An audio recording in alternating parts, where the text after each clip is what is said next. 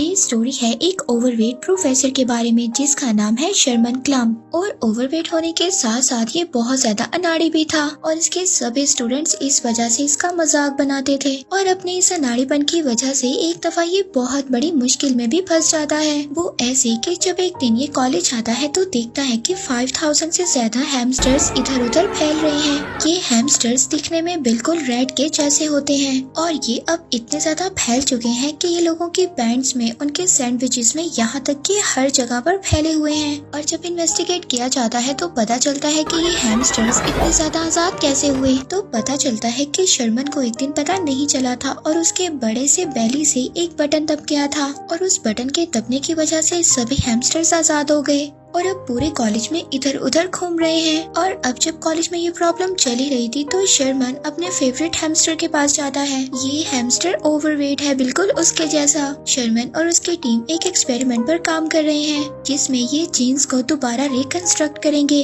और वो लोग जो बहुत ही ज्यादा ओवरवेट है वो आसानी से अपने वेट को कम कर पाएंगे। अब यही एक्सपेरिमेंट इसके फेवरेट हैमस्टर पर किया गया है। एक्सपेरिमेंट के रिजल्ट बहुत ही ज्यादा अच्छे आते हैं और ये हैमस्टर का वेट फौरन ही लॉस हो जाता है। अब ये बात इन्हें पता चल गई है कि ये प्रोडक्ट कितनी ज्यादा एफिशिएंट है और कितना जल्दी काम करती है। अब जो आदमी शर्मन के साथ लैब में काम करता है वो शर्मन को कहता है कि हम इस प्रोडक्ट की अमाउंट को ज्यादा कर इस हैमस्टर को देते हैं, मगर शर्मन कहता है कि नहीं, इससे इसको नुकसान हो सकता है इतनी ज्यादा डोज देना। इसके बाद डीन शर्मन को अपने ऑफिस में बुलाता है और उससे सारा वाकया डिस्कस करता है जो इसकी वजह से हुआ है, जिससे कि कॉलेज में हर तरफ हैमस्टर फैल चुके हैं। डीन अब शर्मन को बताता है कि तुम्हारी वजह से जो इंसिडेंट हुआ है इसकी वजह से डिपार्टमेंट के अच्छे खासे फंड्स का नुकसान हुआ है। शर्मन से कहता है कि लैब में जो भी तुम एक्सपेरिमेंट करते हो उसका ध्यान रखा करो और अब मैं तुम्हें वार्न कर रहा हूँ, नेक्स्ट टाइम मैं कोई भी ऐसी गलती बर्दाश्त नहीं करूंगा, क्योंकि इनके कॉलेज का एक लास्ट अलमनस है जो कि इनको काफी ज्यादा पैसे डोनेट करेगा